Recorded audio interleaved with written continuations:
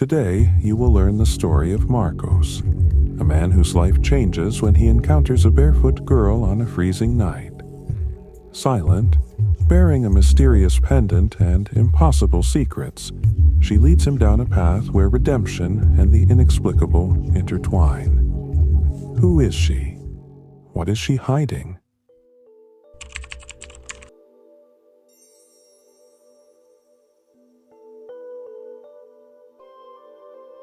The snow fell softly, covering the streets with a white blanket that contrasted with the glow of Christmas lights and shop windows crowded with people. Marcos, impeccably dressed, walked confidently through the throngs carrying several luxury bags.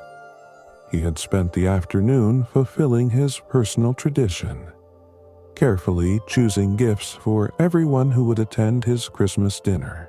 Yet, deep down, he felt something was missing. At the corner of a busy street, his gaze stopped. A small girl, barefoot and wrapped in a dirty blanket, shivered next to a rusty tin with a few coins. The sight struck him like lightning. Without a second thought, Marcos crossed the street without looking at the traffic. A car screeched to a halt just a few meters away with a loud honk, and the driver rolled down his window to yell at him. But Marcos didn't listen. He only saw the girl. He knelt in front of her, feeling the cold penetrate his expensive coat, and said firmly, "Are you alone? Where are your parents?" The girl didn't respond. Her large, dark eyes stared at him unblinkingly, as if scrutinizing every corner of his soul. "You can't stay here.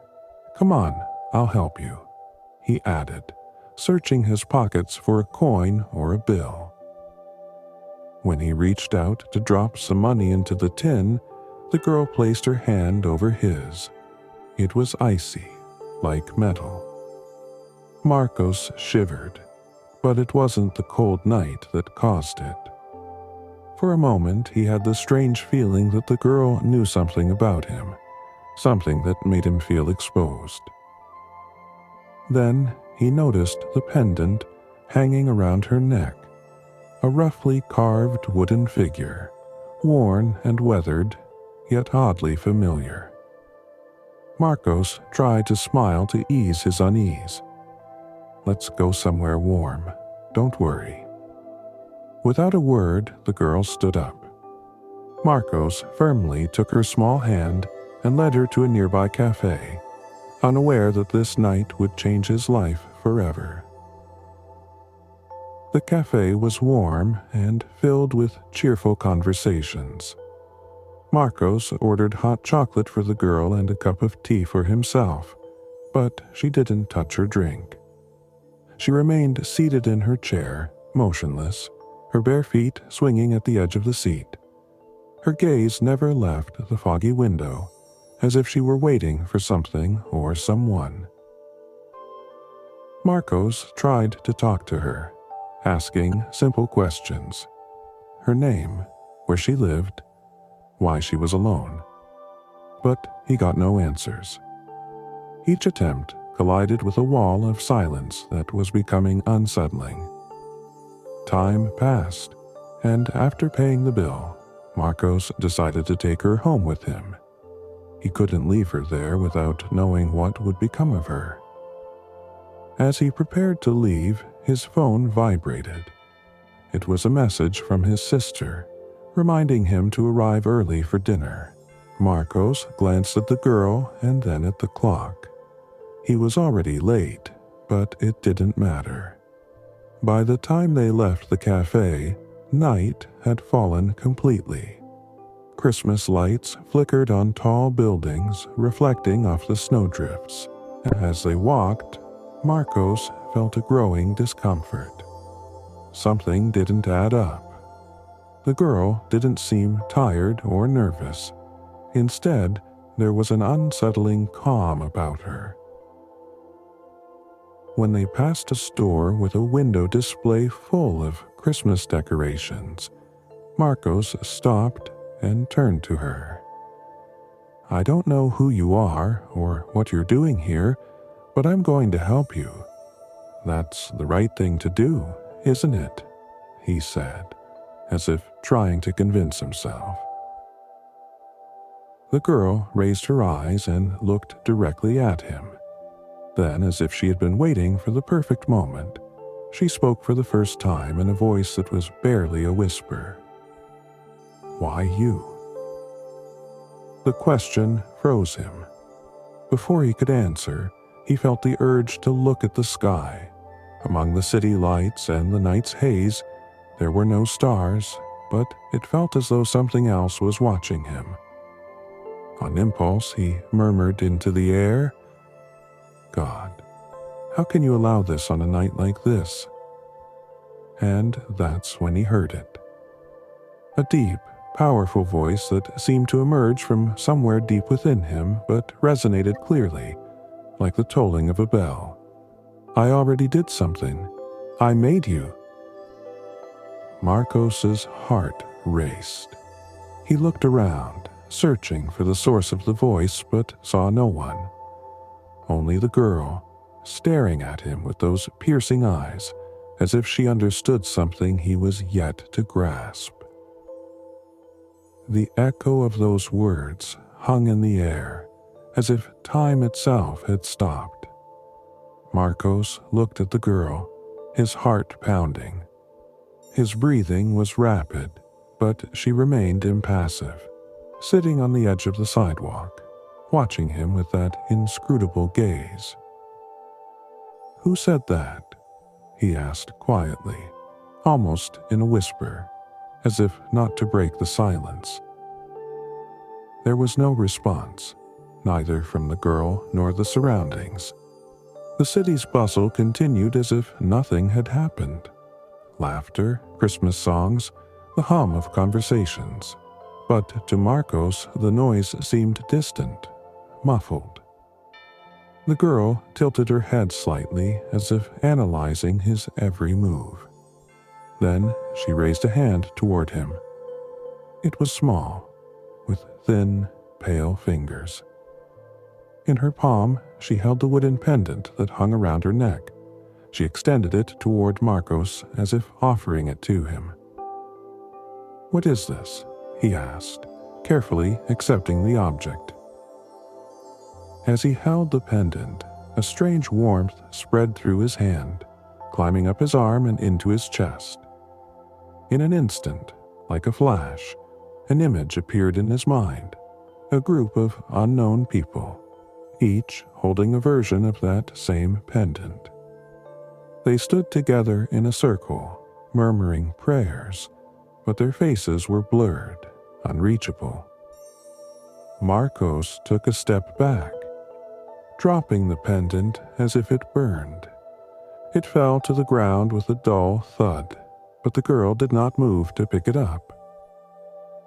"This doesn't make sense," Marcos mumbled, trying to compose himself. The voice returned, this time softer, but still so clear it left no room for doubt. "I made you." Marcos clenched his fists, trying to rationalize what was happening. "This can't be real. Am I dreaming? Or am I losing my mind?" The girl finally broke her silence, but not with words. She pointed toward a narrow side street, dark and barely lit by a flickering street lamp. Without another word, she stood up and began walking toward it. "Wait! Where are you going?" Marcos shouted, but she didn't stop. Against all instinct, he followed her. As they walked through the alley, the bustling city faded behind them, and the sound of his own footsteps echoed on the damp pavement. Marcos felt a strange energy, something beyond human, enveloping the atmosphere. Finally, the girl stopped in front of a dilapidated wooden door with a barely visible sign that read, "Shelter." Marcos swallowed hard, unsure of what he would find on the other side. but something within him, something he didn't understand but couldn't ignore, pushed him to keep going. Marcos paused before the shelter's door. His mind was a whirlwind of questions, but the girl's presence standing by his side kept him moving. The cold seeped into his bones, but it wasn't the biting wind that made him tremble. It was the sensation of walking toward something he couldn't comprehend. "I don't know what you're doing here, or what you expect from me," he murmured, avoiding her gaze. The girl didn't respond. Instead, she pointed at the door with a slight nod of her chin. Marcos swallowed hard and raised a trembling hand to push it open. The wood creaked as it swung inward, revealing a spacious, dimly lit room, illuminated only by a few yellow lights hanging from exposed wires. The air smelled of dampness and dust, but what struck him most were the figures. Children, dozens of them, sitting on the floor on tattered blankets, watching in silence. Marcos took a step inside, the girl following close behind. The murmur of the city seemed to vanish behind him. Every face looked at him with a mix of curiosity and distrust, and though he wanted to speak, he found no words. "What is this place?" he asked aloud, more to himself than to anyone in particular. A voice emerged from the shadows, deep and weary. "It's what's left." From the dimness, an older woman appeared, dressed in a patched coat. Her hair was disheveled, but her eyes were intense, filled with a serene strength. "They have no one, only what we can offer them," the woman continued, gesturing to the children. Marcos felt a lump in his throat. "Who are you?" The woman smiled faintly, though her expression carried more sadness than joy. "I'm not important. What matters is why you're here." Marcos looked at the girl, hoping she would say something, offer some explanation, but she remained silent, watching him with her large, dark eyes. "I just found her on the street. I wanted to help her," he stammered. The woman nodded, as if that answer were enough. "Then start with that." Before he could reply, the girl let go of his hand and walked toward a group of children further back in the shelter. Marcos stood still, watching as she disappeared into the shadows, but something inside him told him this was only the beginning. "What am I supposed to do?" he finally asked, feeling overwhelmed by the weight of the situation. The woman stepped forward and placed a hand on his shoulder. "Do what you can, and do it now." Marcos nodded, still not fully understanding. He looked around the shelter, at the children, and finally realized something. He couldn't go home that night as if nothing had happened.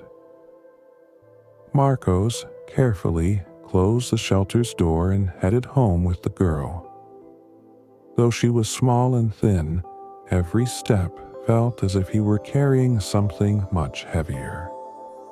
The night seemed to have grown colder, denser, and a biting wind whistled through the deserted streets. Finally, they reached the building. Marcos opened the door to his apartment and let the girl enter first. He switched on the lights and took a deep breath, relieved by the warmth of his home. "It's not much, but you'll be better here than on the street," he said, closing the door behind them. The girl moved slowly, keeping the blanket draped over her shoulders. Her eyes roamed every corner, pausing on the smallest details. The family photos on the shelf, the disorganized books on the coffee table, a pendulum clock marking time with a steady tick-tock. There was something in her gaze, a mixture of curiosity and something more, that Marcos couldn't quite identify. "I'll prepare something for you to eat," he announced, heading to the kitchen. He lit the fireplace before disappearing behind the door. The wood crackled, filling the room with a warm, flickering light. From the kitchen, Marcos heard the soft creak of the armchair where the girl seemed to have settled. While heating water for soup, he turned on the television out of habit. The murmur of a news broadcast filled the air, but a headline froze him in place. "New child disappearances shock the city. Police remain without leads."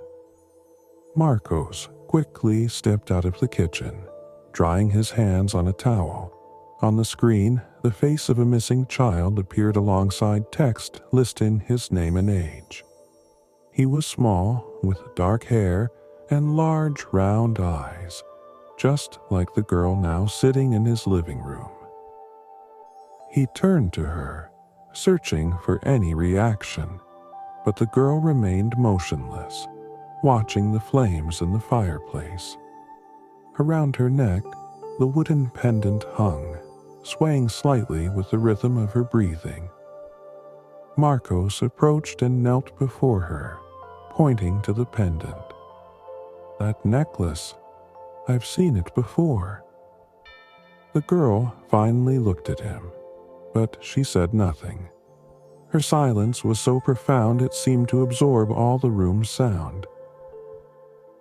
On the television, the image of the missing child changed to another. Marcos felt something stir inside him, like a puzzle piece beginning to fit, though he didn't know how. He stood abruptly and turned off the television, unable to keep watching. He returned to the kitchen, but his hands trembled as he poured the soup into a bowl. When he came back, the girl was still sitting in the exact same position. "Here, eat this. It'll make you feel better." She slowly extended her hands to receive the bowl, but her eyes never left him. Marcos felt the weight of her gaze piercing through him, as if she were expecting something more, something he still couldn't grasp. The silence in the room became almost unbearable as Marcos watched the girl. The flames in the fireplace cast dancing shadows on the walls, but inside, everything felt still, frozen by an overwhelming sense of uncertainty. Determined to get answers, Marcos leaned closer to her. "Can you tell me your name?" he asked softly, careful not to frighten her. The girl, without lifting her hands from the bowl of soup, raised her eyes to meet his. She didn't speak, but her gaze seemed to say more than any words could. Something in that intensity sent a shiver down his spine. "Let me see something," he said, pointing to the pendant hanging from her neck. He leaned in carefully and lifted the small wooden object between his fingers. The texture was rough, worn by time, and as he examined it closely, he noticed something that made him recoil slightly. A date carved precisely into the surface. December 25th of the previous year. Marcos felt his heart race. That date resonated in his memory, though he couldn't pinpoint exactly why. It was tied to loss, to an event he preferred not to remember. "What does this mean?" he asked, more to himself than to the girl. She didn't answer. Instead, she lifted one hand from the bowl and pointed toward the front door. Her movement was slow, deliberate, as if ensuring he understood. Marcos frowned and turned his head to where she was pointing. There, on the floor near the door, something caught his attention. Small, damp footprints marked on the parquet. The detail seemed impossible. The prints didn't lead from outside to inside, as they should have, but rather from within the house, heading out to the street. His breathing grew heavy, and the weight of that revelation made him step back.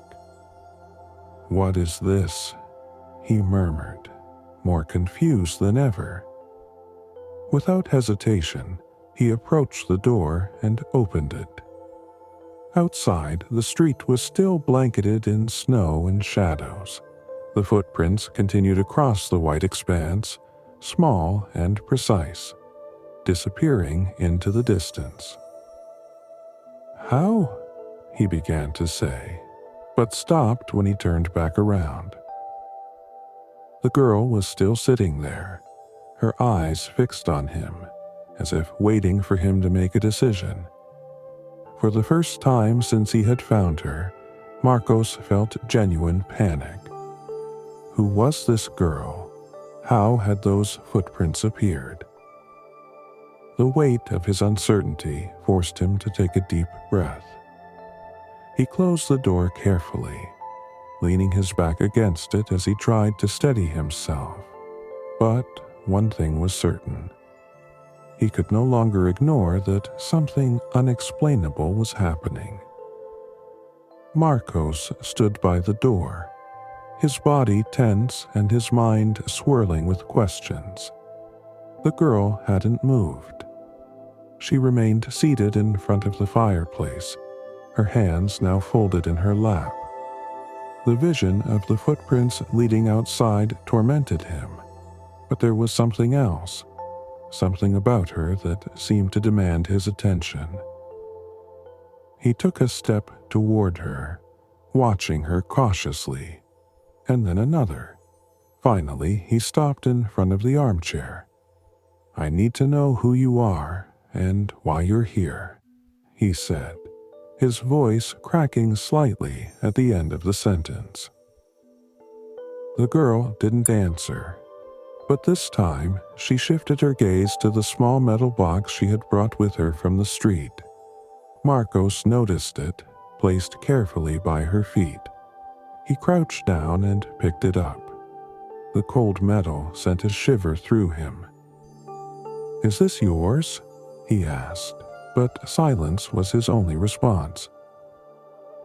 He took a deep breath and opened the box cautiously. Inside, he found only a handful of rusty coins.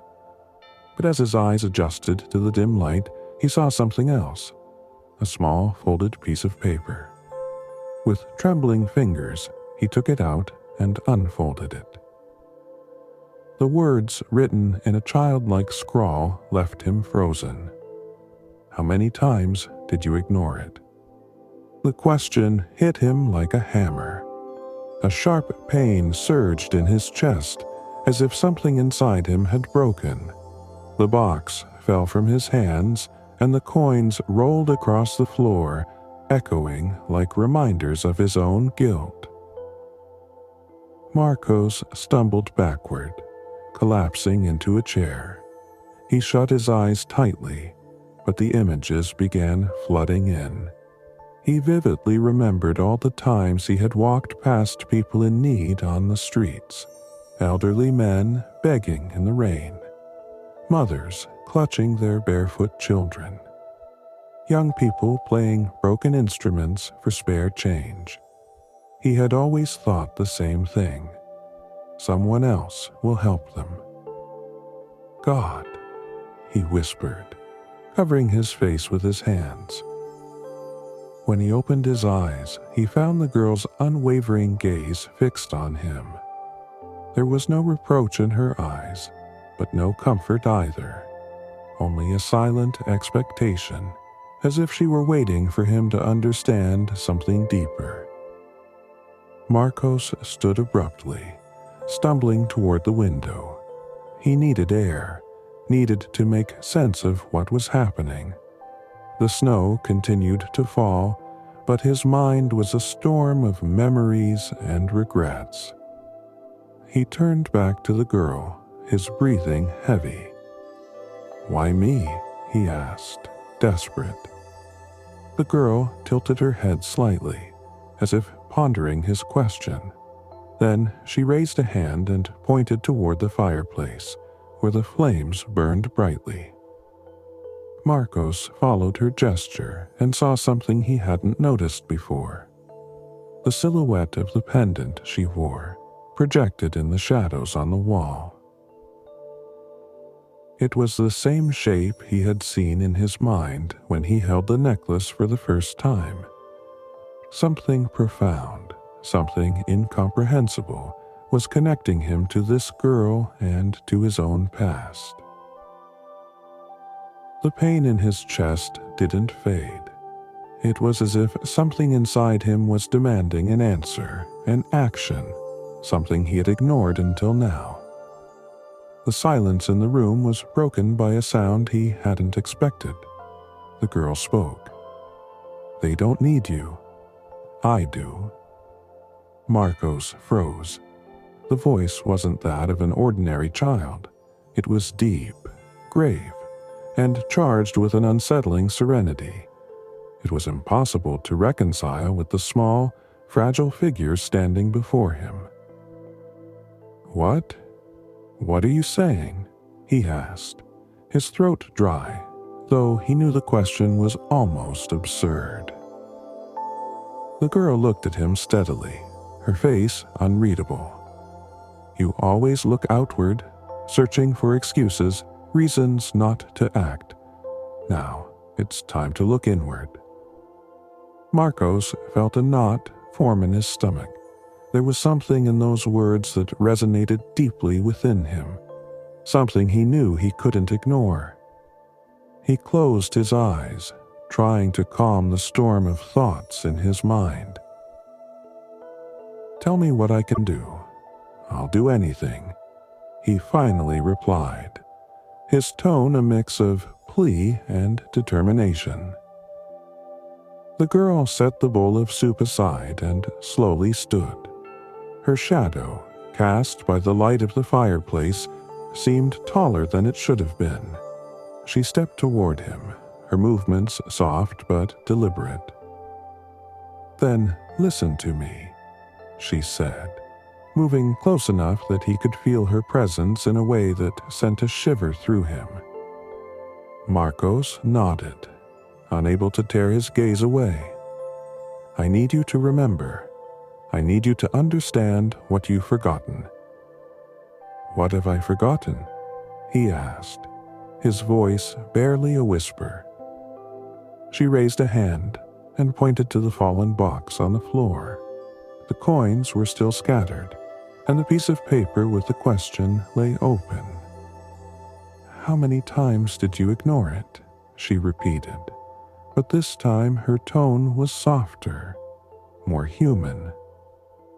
Marcos knelt beside the box and began picking up the coins one by one, as if each represented a lost fragment of his memory. When he held the last coin, something changed. An image, like a buried memory, formed in his mind.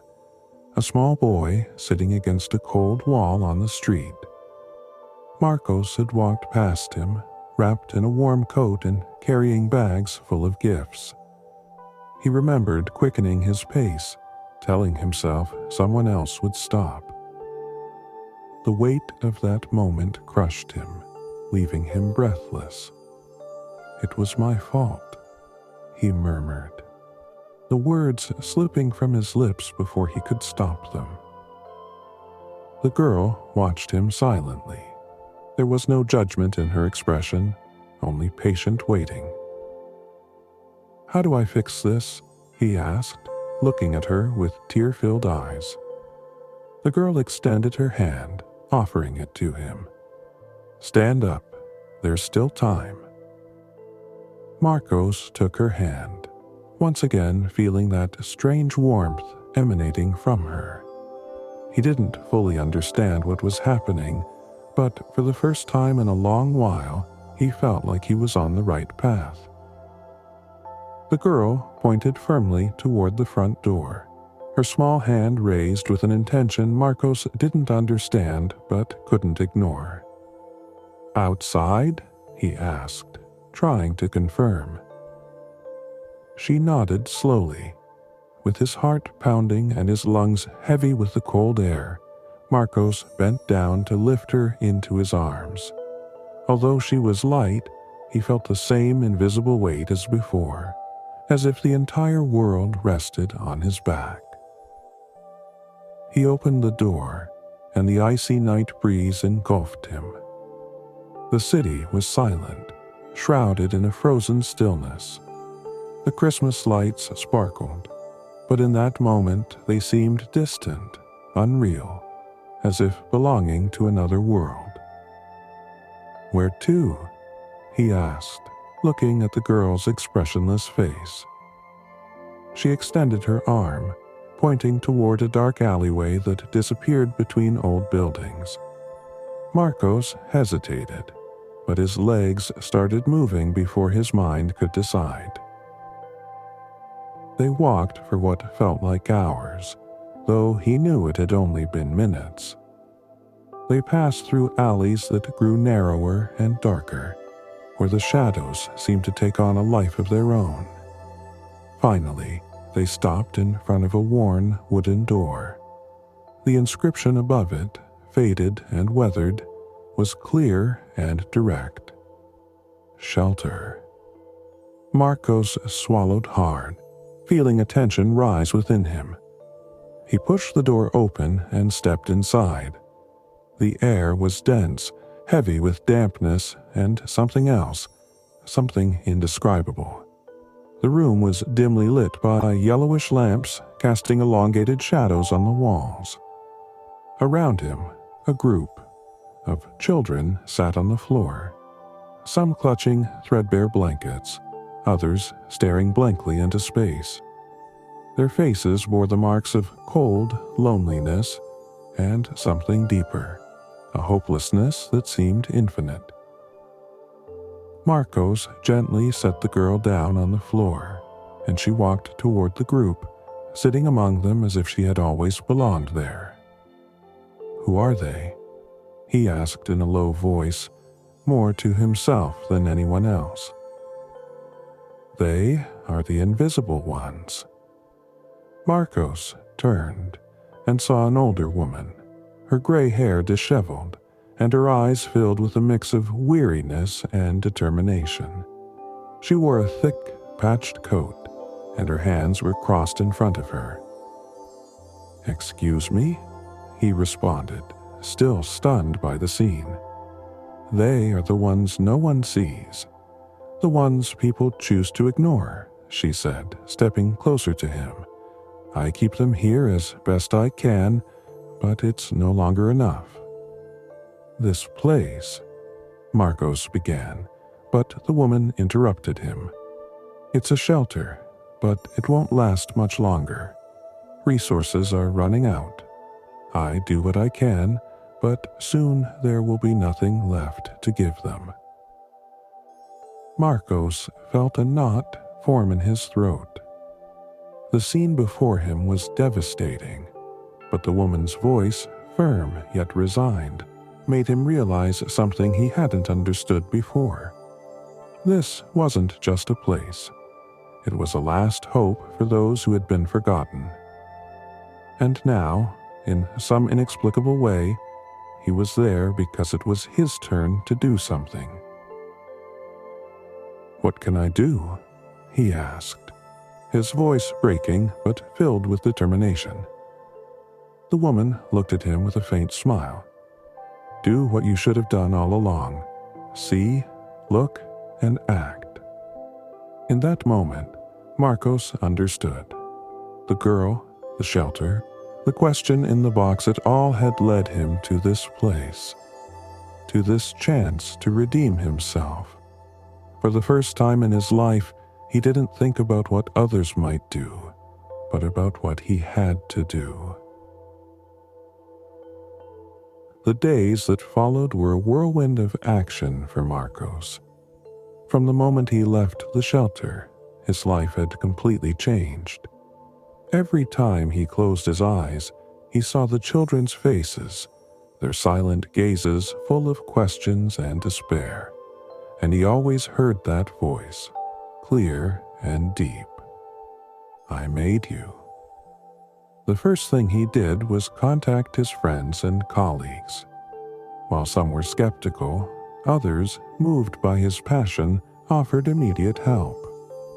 Marcos allocated a significant portion of his money to buy food, clothing, and blankets. The expensive gifts he had purchased for the Christmas dinner ended up in the hands of the shelter. For the first time, he felt those items had a real purpose. But he didn't stop there. He used his connections to secure larger donations. Business people, local stores, and charitable foundations began to collaborate. Soon, the shelter was no longer a dark, cold place. The walls were repaired, the rooms painted, and the dim yellow lights were replaced with brighter ones that brought warmth back to the space. Each night, when Marcos returned home, he felt exhausted but filled with a renewed sense of purpose. He slept little, but when he did, he dreamed of the girl. In his dreams, she observed him from a distance, never speaking, but with an expression that mixed gratitude with constant expectation. One afternoon, while he was at the shelter distributing the new beds he had acquired, the older woman who had greeted him before approached. "You've done so much in such a short time," she said, watching the children run around the newly renovated room. "It's not enough," Marcos replied, his gaze fixed on them. "It's more than anyone has ever done for this place," she insisted, offering a faint smile. Marcos paused and looked at her, the weight in his chest still unrelieved. "I still feel like I'm making up for something." The woman tilted her head slightly. "Maybe you are, but you're also building something new." Those words resonated with him. That night, as he returned home, he stopped in front of the bathroom mirror. He looked at his reflection with a strange mix of familiarity and confusion. Who was he now? The same man who wandered through stores looking for useless gifts to impress others, or someone new, someone who had begun to understand what truly mattered. He lit the fireplace and sat in front of the flames, letting the warmth envelop him. The wooden pendant the girl had left at the shelter now hung around his neck. He held it in his hand, feeling its rough texture against his skin, and for the first time in days, he breathed deeply without the weight of remorse. The voice returned to his mind, but this time it didn't frighten him. It was a reminder, a calling, a certainty. I made you. And for the first time, he felt like he was beginning to understand what those words truly meant. Days turned into weeks, and weeks into months. Marcos's routine no longer revolved around elegant dinners or empty gatherings with acquaintances. His life now centered on the shelter and the children who lived there. Every morning, he arrived with boxes full of supplies and tools, not just to improve the place but to create something more lasting, a home. The children, initially shy and hesitant, began to open up to him. There was something in the way Marcos genuinely cared for them that broke down the barriers built by abandonment and distrust. He learned their names, their likes, their dreams, and their fears. He sat to listen to their stories, some filled with pain, others with a resilience that deeply moved him. One day, While helping to paint one of the shelter's walls, a small boy named Diego approached him with a drawing in hand. It was a portrait of Marcos, wearing a red cape and a big smile. "What's this?" Marcos asked with a smile. "You're a hero," Diego replied, shrugging as if it were obvious. Marcos stared at the drawing, feeling a mix of pride and humility. He had never considered himself someone worthy of being called that. He had spent too long ignoring opportunities to help. But in that moment, he understood that his new life wasn't about redeeming the past. It was about building a better future for those children. He began teaching them practical skills: reading, writing, and basic math. For the older children, he organized workshops where they learned useful skills, from carpentry to cooking. But most importantly, he taught them something they had forgotten: to trust. To believe in a world where they could be seen, where they could be valued. One afternoon, as they finished a small garden they had built together, one of the girls, Sophia, stopped and looked at him with tear-filled eyes. "Why do you do all this for us?" she asked. Marcos set aside the shovel he was holding and crouched down to her level. "Because you are important, more than you know." The words were simple, but they reached Sophia's heart. She threw herself into his arms, and soon the other children joined her. Marcos, surrounded by small hands and laughter, realized his life finally had a purpose he could never have imagined before. He was no longer the man obsessed with his image or hollow gestures.